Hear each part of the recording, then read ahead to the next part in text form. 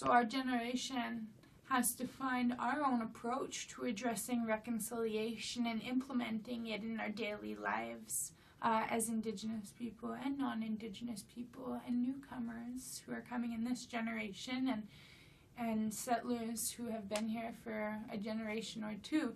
The society we live in is very complex, and we as Indigenous people have a place in it, both as individuals and as a culture, or cultures, and that's where we're at. It's not easy. I know. It is very complex, actually. It's really difficult to understand how all of the threads kind of fit together and to make sense of it all.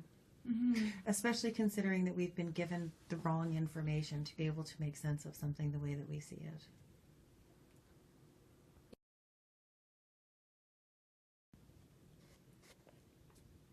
You know, I think I experienced racism at a really young age by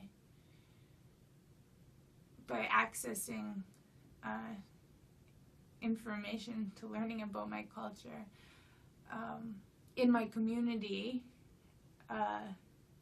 and it was like Aboriginal was synonymous with poor, and poor was synonymous with crime and drugs and sex at an early age and absent parents, and this was a reality that a lot of my friends and I faced.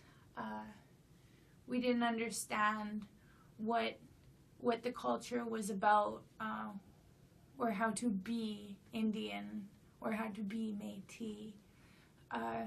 All of the books that I read about First Nations culture or about Métis culture were written by white people, taught to me by white people.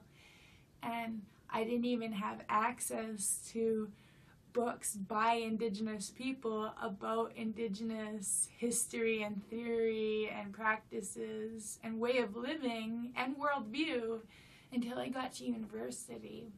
And I understand that university is such an elite experience nowadays, even still.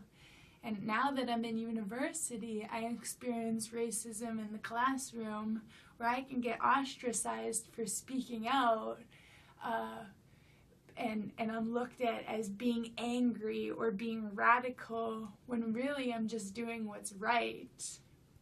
And then there's microcosms of racism that we face all the time. Like when I was in grade 7 and my principal found out that I was Aboriginal, I can get away with looking white, but it's not who I am.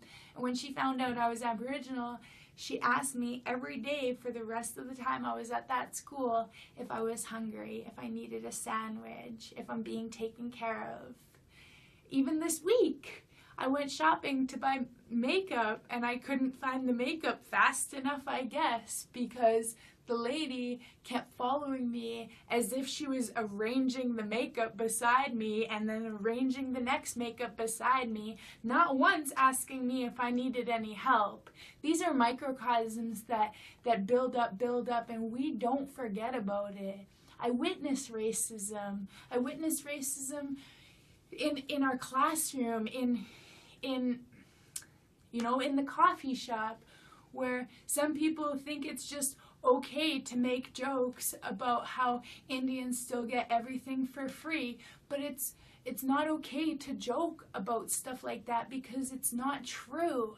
And then the Indigenous person, if they don't take it as a joke, they can get further ostracized for being too sensitive, and then most people just won't even address it and pass it off as if it's okay. But these moments manifest into bigger things. They manifest into behaviors, into ideologies that, like I said, one group of people is superior to the other.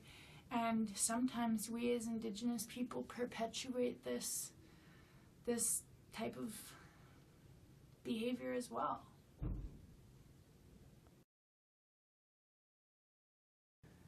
Okay, so if you were to think to yourself, or if you were going to be telling other people to say, I am the bridge to ending racism in Saskatoon, what would you like to be known for? Or what would you like to think of yourself as ways that you are the bridge?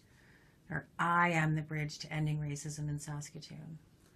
Well, I believe I'm the bridge to ending racism in Saskatoon because I've had the privilege to do my research on my own family history. Therefore, I'm comfortable with my identity. It took a long time to get here.